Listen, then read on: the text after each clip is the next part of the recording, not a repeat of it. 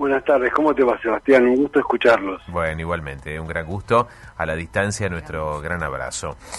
Para meternos de lleno en los temas que nos preocupan, el de COVID, por ejemplo, hay diferentes lugares que están viviendo hoy una ola bastante grave, como Israel, por ejemplo. Mirá, la verdad que Israel, que es uno de los países, ¿se acuerdan que había hecho la vacunación más importante? Tiene un 95% de casos graves, aumentaron en una semana.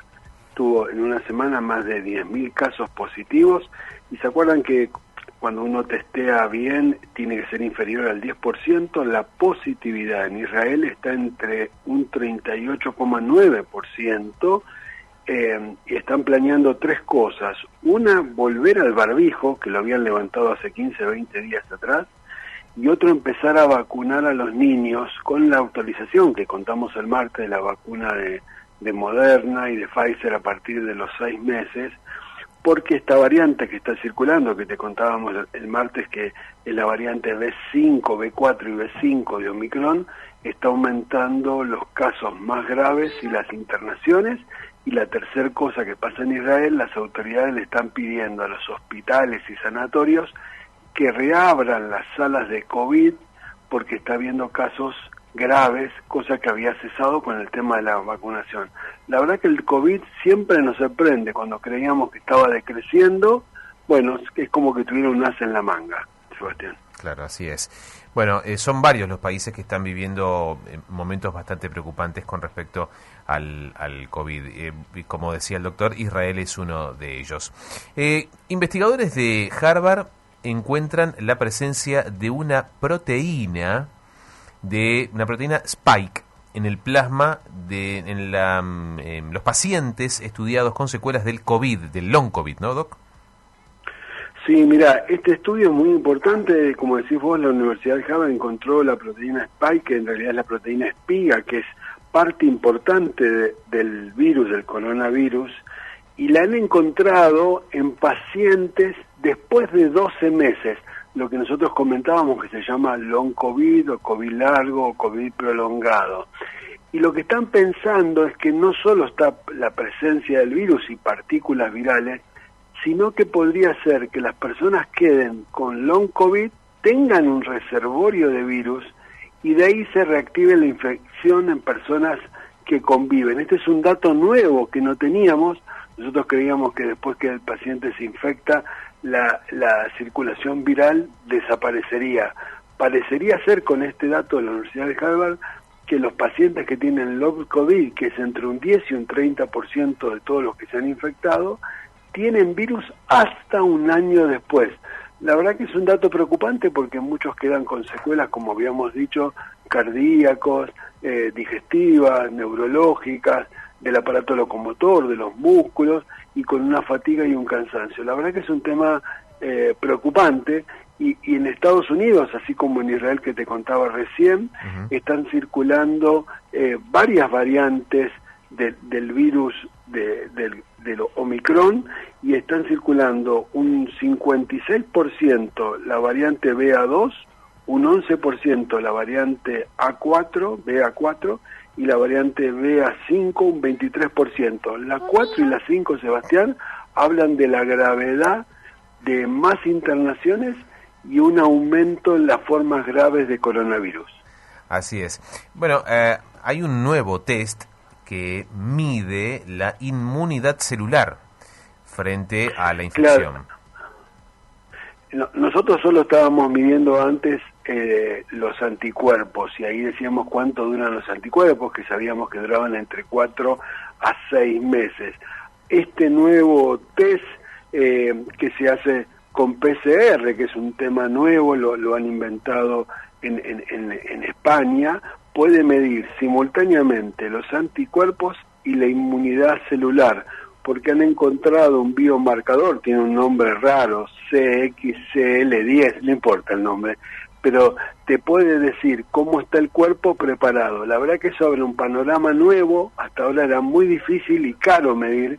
Esta es una prueba económica, y que todos los laboratorios del mundo que tienen PCR, que es lo que hacemos habitualmente, el diagnóstico, la tecnología es la misma, en la reacción de polimerasa en cadena, pueden medir los anticuerpos y la inmunidad celular. Con eso podríamos saber cuánto es el tiempo que tenemos de preparación o de anticuerpos y de células para combatir el coronavirus. La verdad que es un adelanto muy importante. Ajá.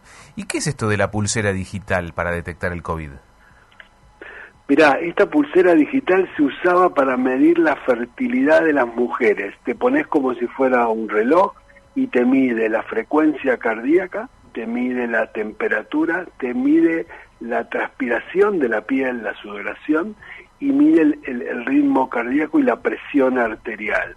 Han aplicado esa pulsera que para la fertilidad podía detectar con un 98% cuando una mujer era fértil. Se usaba para eso, que en Argentina esa no lo tenemos, pero en muchos países del mundo civilizado se usa. Han usado esa tecnología y esta pulsera puede advertirte hasta 3 días antes que vos des positivo.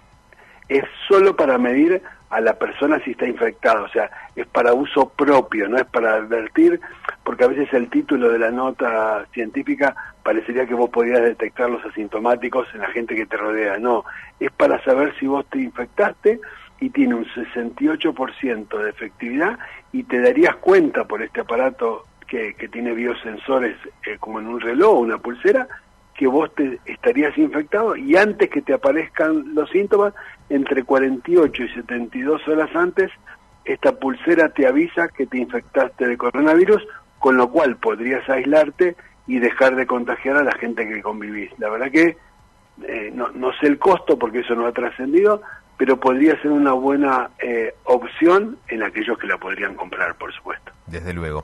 Damos vuelta a la página y hablamos de la viruela del mono. Dicen que le van a cambiar esto del mono para no señalar pobrecito al animal con respecto a este brote. Dos en una. Por un lado, ya se obtuvo el genoma, ¿no? Una secuencia del 100%. Ahora, ¿por qué afecta principalmente a hombres? Mirá, el Instituto de Salud Carlos III de España pudo secuenciar el 100% del genoma de este virus, que vive, como bien decías vos, no en el mono. Los monos se contagian, como igual que el hombre, en ratas y en ardillas. Es un virus ADN. Y se preguntaban por qué era endémico de África y por qué no produjo una pandemia, y por qué ataca más a hombres que tienen sexo con hombres. Que nosotros lo contamos ya hace varios días, que pasó a partir de un paciente que vino de Kenia y hubo una gran fiesta en un sauna en Canarias. España ya tiene más de 800 casos y hay 30 países. No porque se transmita únicamente por contacto sexual, porque no quieren estigmatizar que la gente que tiene sexo, hombres que tienen sexo con hombres se contagien más, pero el contacto físico, las caricias, la cercanía, y hay un estudio muy importante que han hecho sobre 3.000 pacientes, y estos han detectado que el 98% de esos pacientes habían tenido sexo con hombres. El otro 2% no contestó. Y habla de la cantidad de parejas que han tenido. En los últimos 3 meses tendrían entre 4 o 5 parejas y han tenido contacto con varias personas.